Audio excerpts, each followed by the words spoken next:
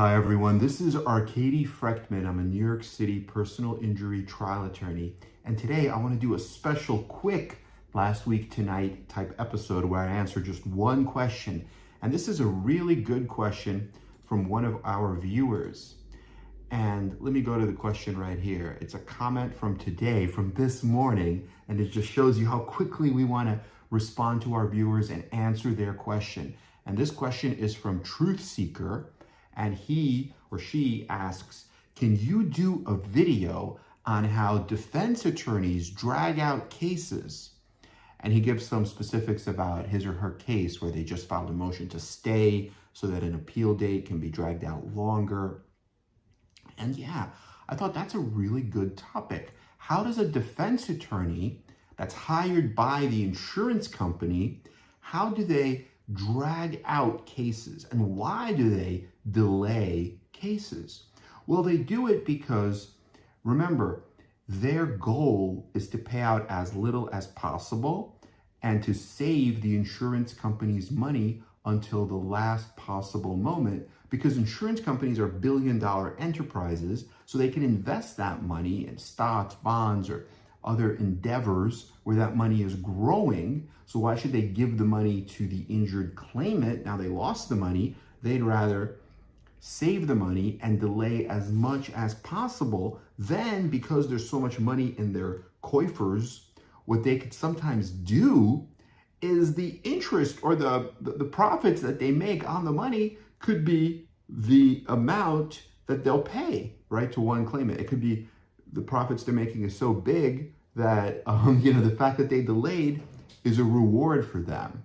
And the ways in which they delay, well, one of the ways they delay is by adjourning things, right? Adjourning depositions, adjourning even a plaintiff's deposition by saying, you know what, we can't ask the plaintiff questions because we don't have every medical record from every single provider.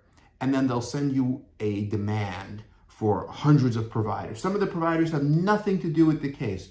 And they'll say, well, we sent this authorization along with our cover letter to Dr. X, but Dr. X didn't respond, so we have to adjourn. We have to make sure we get all the records. That's one of the ways. Another way they could do it is when you ask them for discovery, they might say, objection, that's,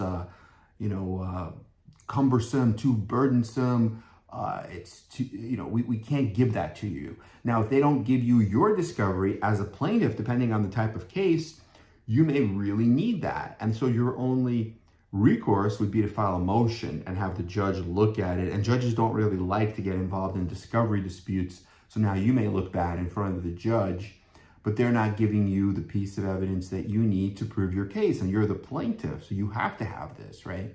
And that delays everything, depending on the court, depending on the judge, depending on how they resolve motions. Sometimes a simple motion can take, 4 months or 6 months to get resolved, sometimes even longer than that.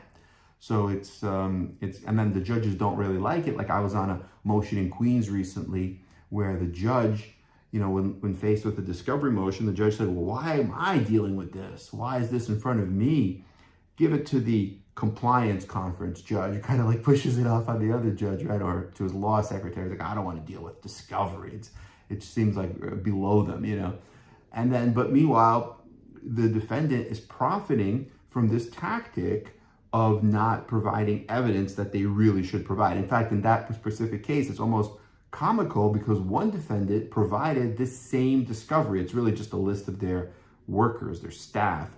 But then the other defendant in the same case, it's a slip and fall case, they're saying we're not going to give you, who was there, like our own staff, even though the witness says it's only a handful of people. We're not going to tell you who it was that was, working for us. It's just ridiculous stuff like that. But so really what the court should be doing is they should be enforcing stricter orders and sanctioning this type of conduct, because when you sanction this type of conduct, when you issue a sanction order and say, look, you have to provide it within 30 days. If you don't, you're going to be precluded. You're going to have to pay sanctions and costs. Then this type of conduct won't happen again. But when you reward the conduct, that's why it keeps happening over and over again. So it's really a matter of our court system getting some teeth, and growing a pair and being tough with these defendants Just like they're tough with plaintiffs. Look, if a plaintiff doesn't show up to a conference, they're going to dismiss the case.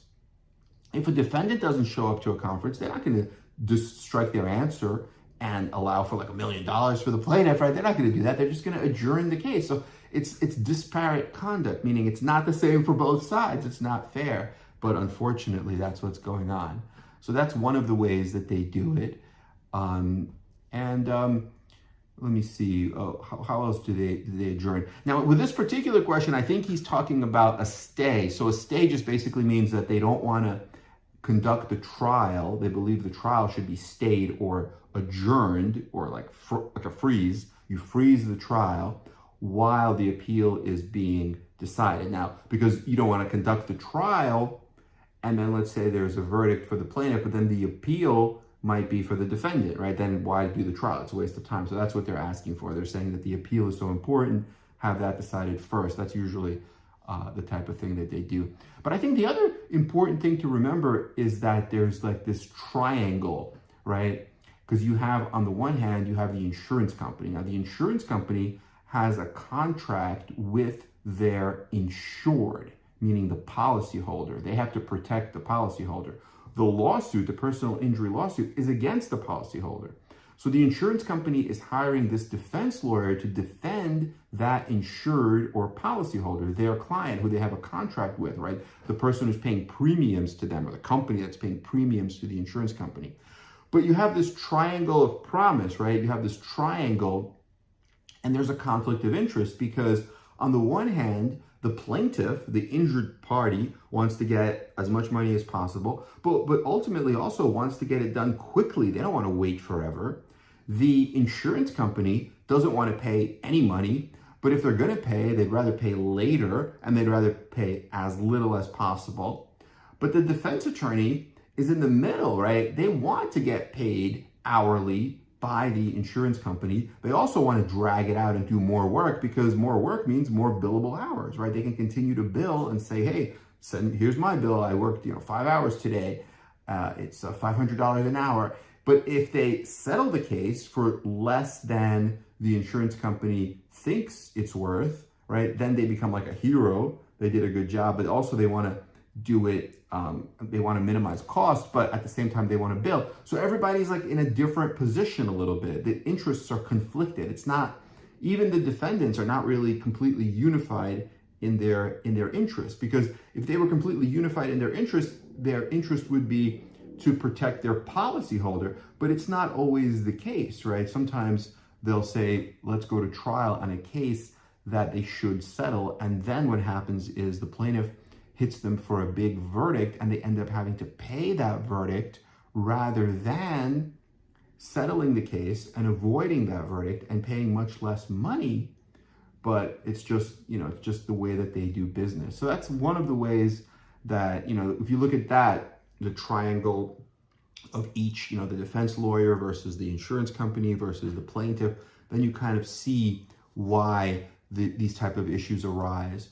But that's usually how they delay. I mean, sometimes they even delay at the beginning. They'll ask for an extension of time to answer and appear in the lawsuit. Then they'll say, you know what, let's adjourn the initial conference, the preliminary conference, because, I don't have something, or, but usually in the depositions is where they adjourn, either by saying, look, let's adjourn the plaintiff's deposition, or by producing like a know-nothing witness and then withholding the actual parties that have knowledge of this particular claim and not producing them for a deposition, right? So if you can't depose them, now you can't prove your case. And if you will certify to the court that you're completed all your discovery and you're ready to go on the trial calendar, but yet you haven't taken a deposition of the people with knowledge, you're in jeopardy of potentially getting a defense verdict, right? Not being able to prove your case. So you have to be careful as a plaintiff, and you have to think of all these different possibilities. So it's tough. Okay, I hope this was helpful. Let us know what other questions you have. We are here for you. Our goal is to help serious injury victims and families. Please like and subscribe to our channel, and let us know what videos you want to see, as we're in the process of making new, fresh content and answering your questions and trying to give you what you want to see. Okay, have a great day, everyone. Talk to you soon. Bye-bye.